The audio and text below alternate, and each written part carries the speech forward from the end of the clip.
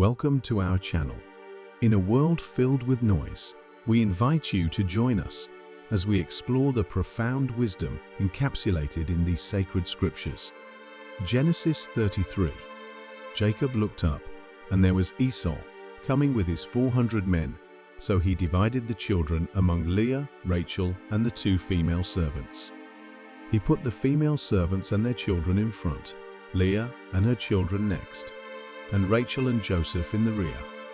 He himself went on ahead and bowed down to the ground 7 times as he approached his brother. But Esau ran to meet Jacob and embraced him. He threw his arms around his neck and kissed him. And they wept.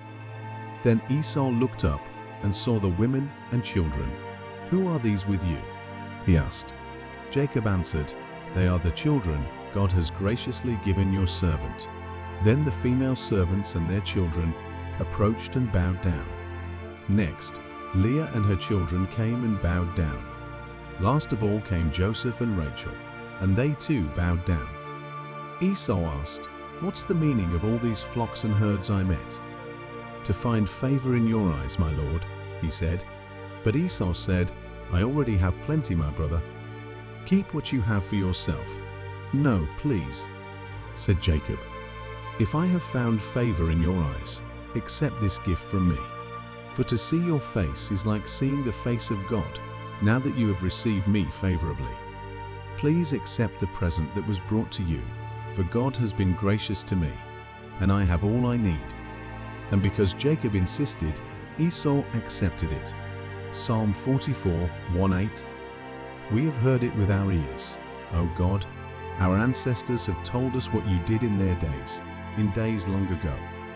With your hand you drove out the nations and planted our ancestors. You crushed the peoples and made our ancestors flourish. It was not by their sword that they won the land, nor did their arm bring them victory. It was your right hand, your arm, and the light of your face, for you loved them. You are my King and my God, who decrees victories for Jacob. Through you we push back our enemies. Through your name we trample our foes. I put no trust in my bow. My sword does not bring me victory, but you give us victory over our enemies. You put our adversaries to shame." Proverbs 23, 26, 28. "My son, give me your heart, and let your eyes delight in my ways. For an adulterous woman is a deep pit, and a wayward wife is a narrow well. Like a bandit, she lies in wait, and multiplies the unfaithful among men." Luke 15, 11-32.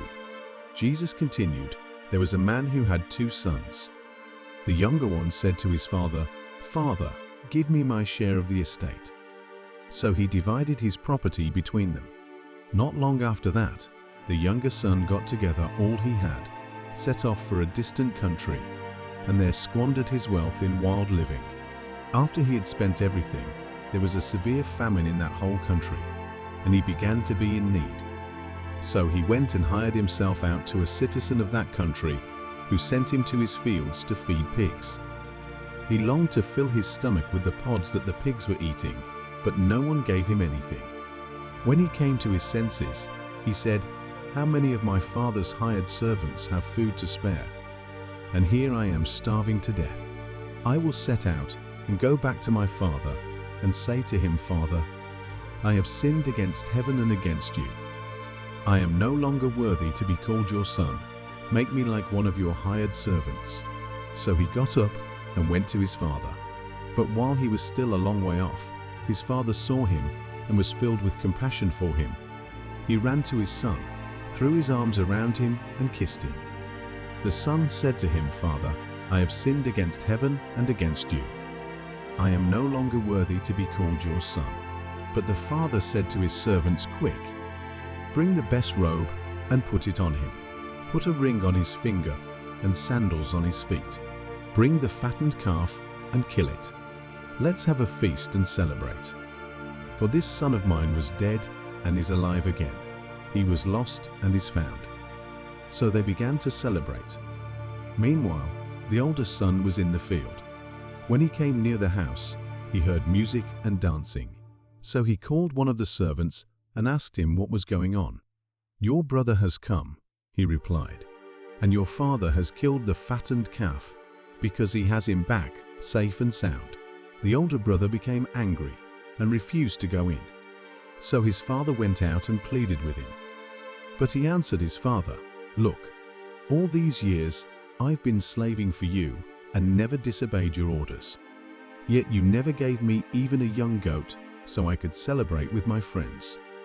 But when this son of yours, who has squandered your property with prostitutes, comes home, you kill the fattened calf for him." "My son," the father said, "you are always with me, and everything I have is yours. But we had to celebrate and be glad, because this brother of yours was dead and is alive again. He was lost and is found."